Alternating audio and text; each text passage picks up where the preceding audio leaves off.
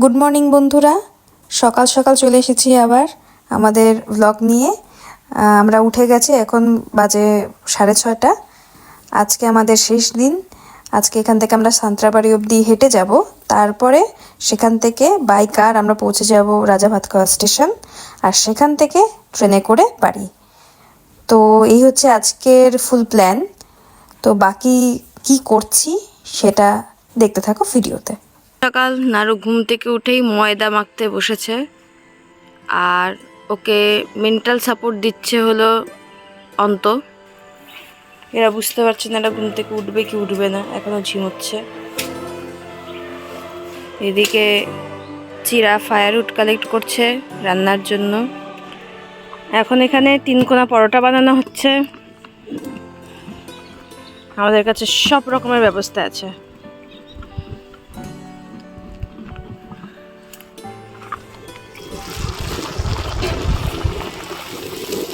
এটা কি শুধু পরোটা না আলুর পরোটা হচ্ছে? কোনটা? শুধু পরোটা।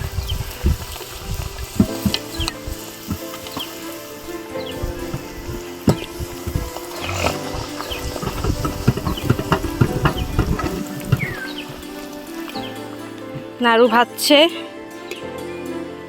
টনি বেলছে, আর নাড়ু মেখেছে। দুজন শেফ মেলে আজকে রান্না হচ্ছে। আর এদিকে অন্ত আর চিরা মিলে আগুন জ্বালাচ্ছে।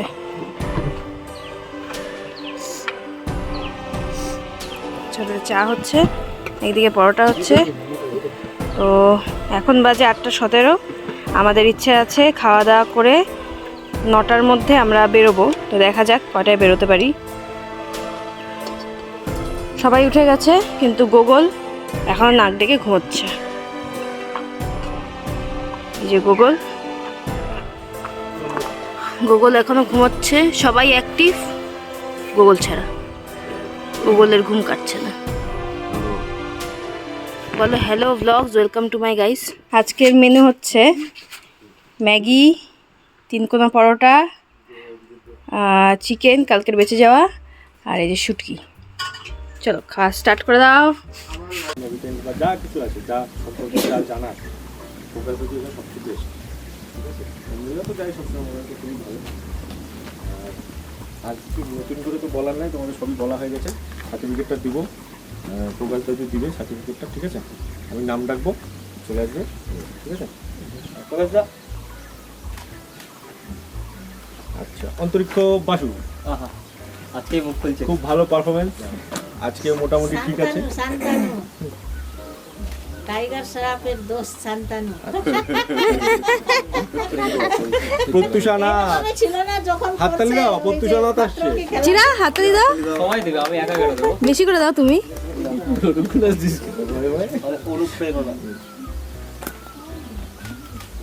অ্যাডভেঞ্চার কোর্স সার্থক। উষিতা রায়,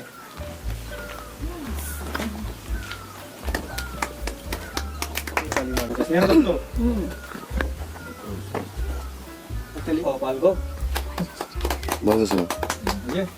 আচ্ছা, খুব খুশি লাগে বাচ্চা আমার। হ্যাঁ, আপনারও আসছেন, সবাই বাচ্চা আসছে, সবাই ছেলে পেলে যা আছে সবাই। কেউ পুরানো আছে এখানে, আমি জানি না, কিন্তু দেখলাম সবাই নতুন মানুষ। এই বিষয় নিয়ে কীরকম লাগছে, প্রকৃতি বিষয় নিয়ে জঙ্গল দেখেছি, শেখানো আরও বাকি আছে। এখন তোমাদের শুরু একটু যে বিষয় নিয়ে শিখলে অনেক কিছু শিখতে অনেক টাইম লাগে। সেই জন্য আমি কিছু বেশি বলতে চাচ্ছি না। আর নেক্সট টাইম যদি আসে আমি সবার সঙ্গে থাকবো। আর আমাদের পুরোনো টিমের ভাইও আছে, জেকেদা আছে, অনিমেষ, আর সবাই আছে। তার জন্য আমি খুব খুশি। আর সবাই আসছে, এই জন্য আমি একবার সবাইকে ধন্যবাদ জানাচ্ছি। আচ্ছা সময় একটা ইয়ে নিন।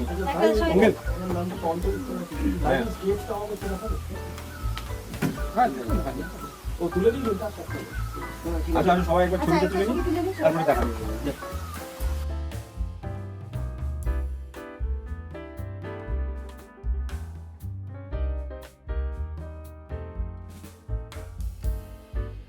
আমরা এখন রওনা দিয়ে দিয়েছি দোয়ান থেকে, যেখানে আমরা কালকে রাতে ছিলাম। আজকে আমাদের বাড়ি ফেরার দিন। এখন আমরা সব নামছি সান্তলা বাড়ির দিকে। সেখান থেকে হয়তো গাড়ি করে আমরা চলে যাব রাজা ভাত খাওয়া, এবং সেখান থেকে আমাদের ট্রেন আছে 2:30-3টে দিকে। তো এই 4টা দিন খুবই ভালো গেল। সবার একটু মনটা খারাপ কালকের থেকেই যে আজকে চলে যেতে হচ্ছে, তো কিছু করার নেই। এই অল্প সময়ে সুন্দর মুহূর্তগুলোই মনে থাকবে।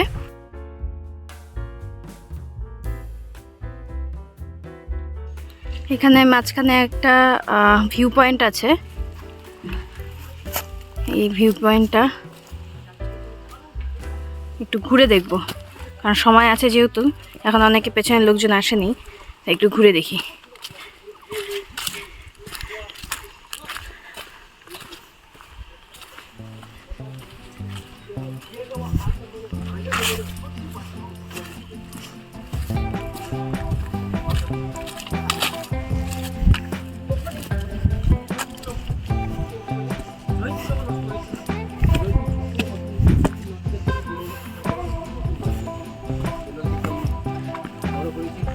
এখানকার যে জলটা গিয়ে আলিপুর শহরটা ধ্বংস করে গিয়েছিল, প্লাস অনেক পশু প্রাণী এখানে মরেছিল সেই সময়।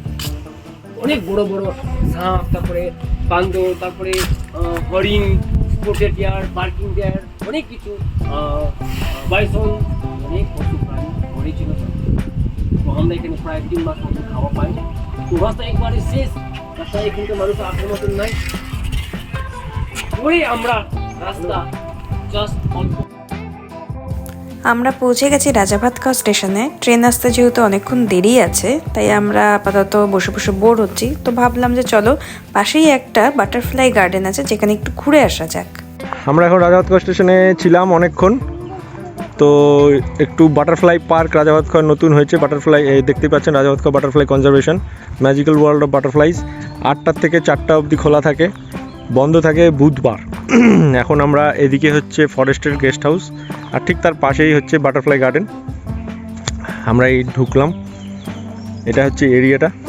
এখানে প্রচুর বাটারফ্লাইজ আছে, আস্তে আস্তে দেখব। সবাই দেখতে পাচ্ছ, আমরা বাটারফ্লাই পার্কের ভিতরে সুন্দর ল্যান্ডস্কেপিং করা আছে।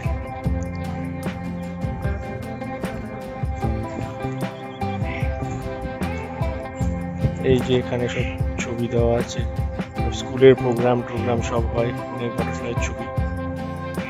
স্নেহা দেখছে বাটারফ্লাই, ও ইন্টারেস্টেড, ও একদিন ভালো জায়গায় পৌঁছাবে।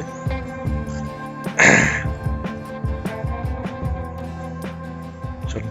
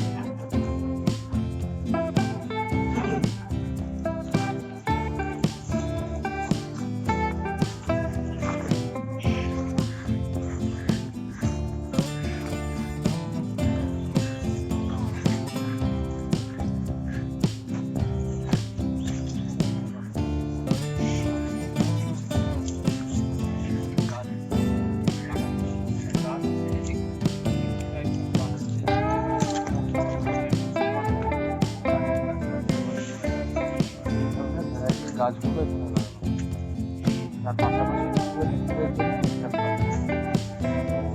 টাইপস অফ প্লান্টসের মিক্সচারে পুরো এই বাগানটা আমাদের হ্যাবিটেটটা তৈরি করা হয়েছে 4 একর। তো এখানে কি হয়, যখন বাটারফ্লাই ডিম দিচ্ছে, ডিম থেকে যখন লার্ভাগুলো বেরোয়, সেই লার্ভাগুলোকে আমরা ডেইলি বেসিসে কালেকশন করি, ল্যাবে নিয়ে যাই। বাকিগুলো রিয়ারিংয়ের যে কাজটা হয় সেটা আমাদের এই ল্যাবরেটরিতে হয়। হওয়ার পর যখন একটা বাটারফ্লাই এমার্জ করে, তাকে আমরা আবার এখানে ছেড়ে দিই। এইভাবে আমাদের পুরো কাজটা চলে যায় সারা বছর। এখনো পর্যন্ত আমাদের এই গার্ডেনে 136 স্পিসিস রেকর্ড হয়েছে, যে ওই বইটাতে 408 আছে আর এখানে 136 তার মধ্যে আমাদের এই গার্ডেনে।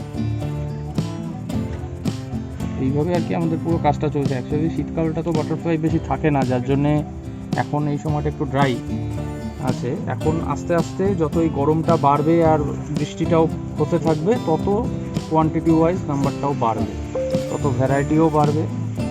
এইভাবে হয়। লাইফ সায়েন্সে কম বেশি যেগুলো পড়েছি আর কি, যে বাটারফ্লাইতে ইনসেক্টসের একটা পার্টের মধ্যে পড়ছে, এবং আমরা ফুড চেইন যেটা আমরা পড়েছি লাইফ সায়েন্সে, ফুড চেইনের যে ব্যাপারটা থাকে, যে ইকোসিস্টেমে যে পুরো ব্যাপারটা থাকে, সব তো সবের সাথে রিলেটেড। ইনসেক্টসকে আদার বার্ডস বা লিজার্ড বিভিন্ন রকমের টাইপস তারা অন্য কিছু ধরে খাচ্ছে, তাদেরকে আবার অন্য কিছু, এই যে পুরো সার্কেলটা, পুরো ইকোসিস্টেমের এই যে পুরো ফুড চেইনটা, এটাতে যদি আমাদেরকে একটা বড় কোনো কিছু নিয়ে ভাবতে হয় যে আমরা সবাই সবার উপর ডিপেন্ডেন্ট, এই যে পুরো সার্কেলটা হচ্ছে, তো সেই জন্য আমরা যদি ইনসেক্টসকে না বাঁচাই তাহলে আমরা একটা বড় কোনো কিছুকে ভাবা মানে চিন্তা আমরা করতে পারি না আর কি। সেটা আমরা কনজার্ভ যে করবো, বেসটাই যদি রেডি না থাকে তাহলে আমরা বড় কোনো কিছু নিয়ে ভাবতে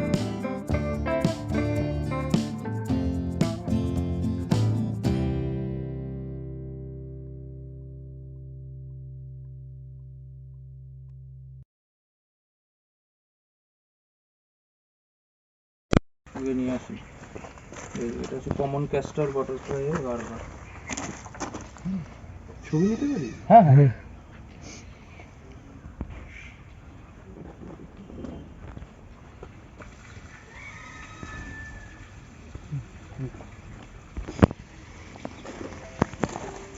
এটা কিসের লার্ভা? কমন ক্যাস্টার বাটারফ্লাই এর পিউপাটা যখন হয়, পিউপাটা আবার এরকম হয় দেখতে, ওটা নেক্সট স্টেজ।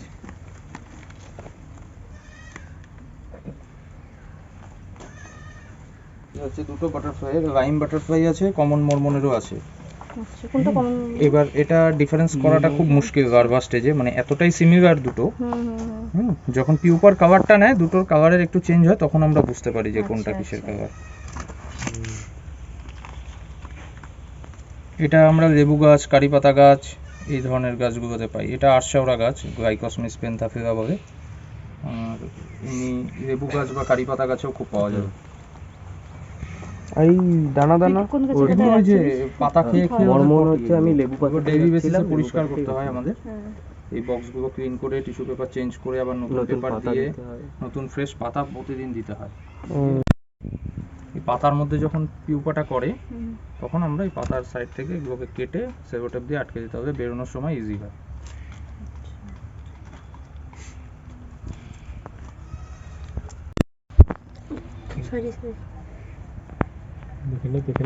অক্টোবর নভেম্বর পর্যন্ত এই সময়টাতে আমাদের ম্যাক্সিমাম থাকে মে জুন, আর নয়তো সেপ্টেম্বর অক্টোবর, এই সময়গুলোতে ম্যাক্সিমাম থাকে, তখন পুরো ভরা থাকে এই বাগানে।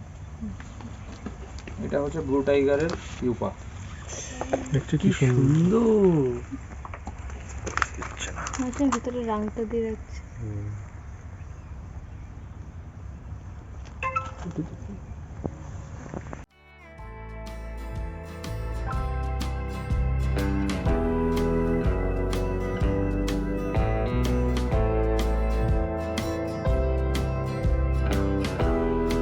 আমরা আছি রাজাভাতকা স্টেশনে। এখানে আমরা অলরেডি দুপুরবেলায় সকালবেলা বেরোতে শুরু করি, এসে খাওয়া দাওয়া করে বেরিয়েছিলাম বলে এখন আর আমরা লাঞ্চ করছি না, একবারে সেদিন উঠে করবো।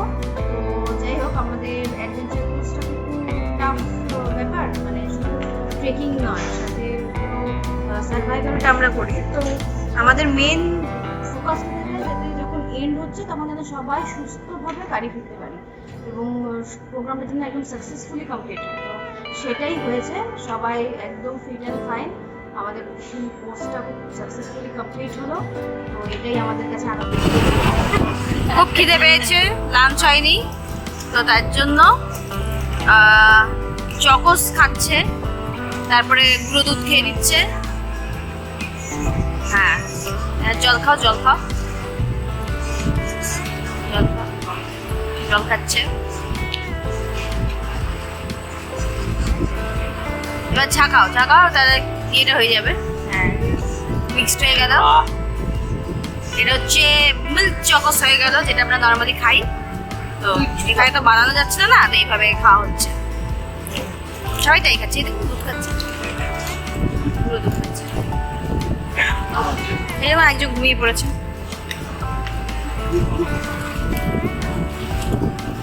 আর একজনও ঘুমিয়ে পড়েছে। আমি রশ্মিতা রয়, জোরে বল। ফার্স্ট টাইম এই অ্যাডভেঞ্চার কোর্সে আসছি। তো বলতে গেলে লাইফে ফার্স্ট টাইম আমি বাবা মা ছাড়া আসি এত দূর। বলতে গেলে অনেকটাই দূর সেটাও। আর অনেক ফার্স্ট টাইম তো বলতে গেলে অনেক কষ্ট হয়েছিল। প্রথমে পুরো স্যাক উঠায় উপর নিচ করা, তারপর গিয়ে এখন আস্তে আস্তে হ্যাবিট হইলো, সবই হলো। নামাটা একটু কঠিন হয়ে যাচ্ছে আমার জন্য। আর আমি চাবো যে আমার বয়সে যত আছে, তো এটা একটা মিন্স এই ইউথের জন্য এক্সপিরিয়েন্সটা খুবই ভালো। এটা একবার করা উচিত, না হলেও খুব ভালো লাগবে এটা। আর নেচারের সাথে অনেকটাই একটু যোগাযোগ থাকবে না। এটা আমার ফার্স্ট ক্যাম্প ছিল ন্যাপের সাথে 2023-তে। আমি আগেও ক্যাম্প করেছি। এটা আমার অ্যাডভেঞ্চার কোর্স ছিল 5 ডেজের জন্য। অনেক কিছু শিখেছি এখানে। এখানে এসে সবার নতুন একটা এনভায়রনমেন্টে সব নতুন নতুন মানুষদের সঙ্গে মেশা, তারপরে অনেক কিছু করানো, লাইক অনেক অ্যাক্টিভিটিস, লাইক র্যাপলিং, তারপরে অনেক কিছু শেখা। আমার গাইডরা আমাকে অনেক হেল্প করেছে এখানে। হ্যাঁ, কষ্ট হয়েছিল প্রথমে, কিন্তু আস্তে আস্তে সব ঠিক হয়ে গেছে। ভয় পেয়েছিলাম অনেক, বাট আই ওভারকাম ইট। তো এই ডিজিটাল জগৎ থেকে একটা নতুন নেচারের মাঝখানে এসে থাকা, এগুলো সব আমার জন্য অনেক পছন্দের ছিল। Thank you.